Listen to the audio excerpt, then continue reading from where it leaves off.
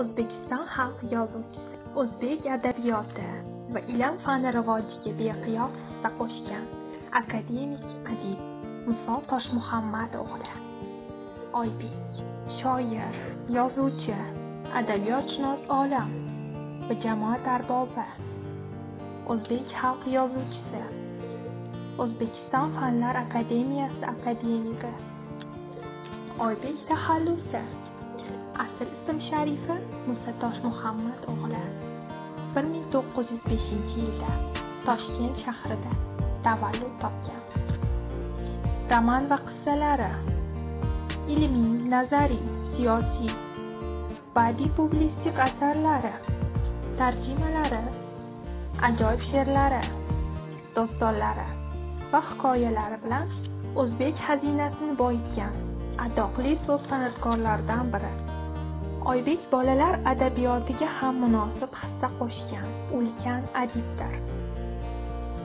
U yaratgan she'r va hikoyalar, qissa va dostonlar bolalar ma'naviyatiga samarali ta'sir etadi.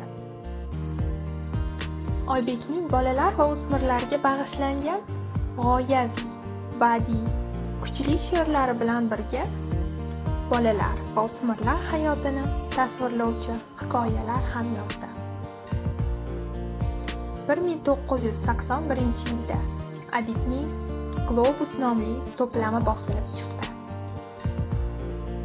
Bu to'plamdan Gulnor opa, Fanatchi ota, Singan umid, Dilla topar hikoyalari ham o'rin olgan.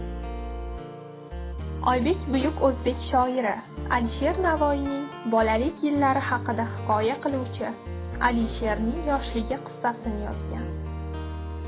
Uning Qutlug' Xon va Navoiy romanlari o'zbek adabiyotidagi badiiy jihatdan eng yuksak asarlardan sanaladi. Uning Chimyon daftari turkumiga kirgan she'rlari yurt tabiatining husnkor tarovati va betakror ranglarini o'ziga singdirgan. Oybek yirik olim, publitsist, iste'dodli shoir, mashhur yozuvchi, tarjimon ham edi.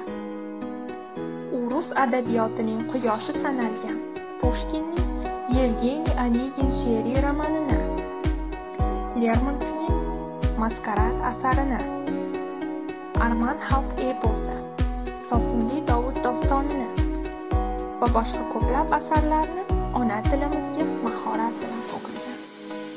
U 1943-yilda O'zbekiston Fanlar akademiyasining haqiqiy a'zosi etib saylangan.